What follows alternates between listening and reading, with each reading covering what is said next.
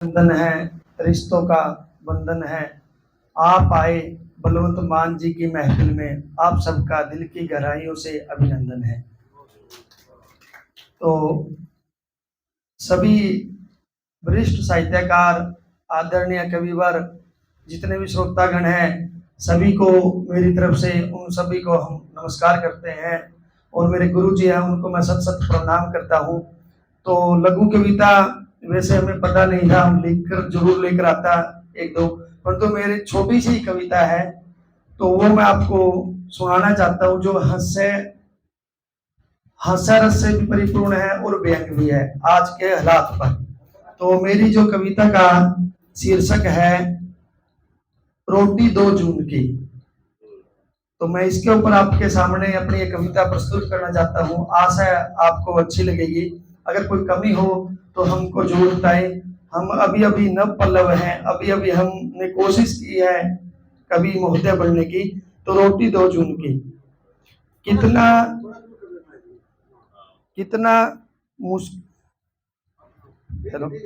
कितना मुश्किल हो गया है यारों कमाना, रोटी 2 जून की। कितना मुश्किल हो गया है यारों कमाना, ढंग से रोटी 2 जून की। चिंताएं रेखाएं उभरी मस्तक पर, कमी हो गई पंचतत्व में खून की। कितना मुश्किल हो गया है यारों कमाना, ढंग से रोटी 2 जून की। मिर्ची भी हो गई है तीखी, मिर्ची भी हो गई है तीखी। आसमान छू रही कीमत दाल चून की। खाली जेब देखकर हमारी हंस रही है दुकान हमारे गांव के परचून की। कितना मुश्किल हो गया है यारों कमाना, ढंग से रोटी 2 जून की। बिजली का कनेक्शन कटने से अब दिल को भा रही है रोशनी मून की। अब दिल को भा रही है रोशनी मून की। चलो हार्ट अटैक से हुआ एक फायदा, सब्जी में जरूरत नहीं पड़ती अब नून की। इतना मुश्किल हो गया है यारों, ढंग से रोटी 2 जून की। बेटे को पढ़ा लिखाकर मांगकर की शादी, बेटे को पढ़ा लिखाकर मांगकर की शादी। पर पुत्र वधू डिमांड कर रही है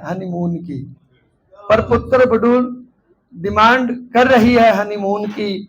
बैंड बज गया है मेरा पहले ही सारा, ऊपर से दोस्तों ने सलाह दे दी बेटे को देहरादून की। उनको जाने के लिए बेटे को देहरादून की। कितना मुश्किल हो गया यारों कमाना, ढंग से रोटी 2 जून की। अंतिम पंक्तियां। मास्टर वीरेंद्र बेचारा सूखी दाद दे रहा लोगों को। मास्टर वीरेंद्र बेचारा सूखी दाद दे रहा लोगों को, कठिन परिस्थिति में लड़ने के जुनून की। पर नेता लोग लेकर वोट हमारे जिंदगी जी रहे ठाठ और सुकून की। कितना मुश्किल हो गया यारों कमाना, ढंग से रोटी 2 जून की। धन्यवाद जी। एक लघु कविता थी मेरे पास, वो भी मैं सुना देता हूँ। तमाशा नाम है, 10 पंक्तियों की है। अगर आदमी आ जाए रोड पर तो तमाशा हो जाता है, पर जमीन आ जाए बंजर भूमि भी उसका मूल्य अच्छा खासा हो जाता है।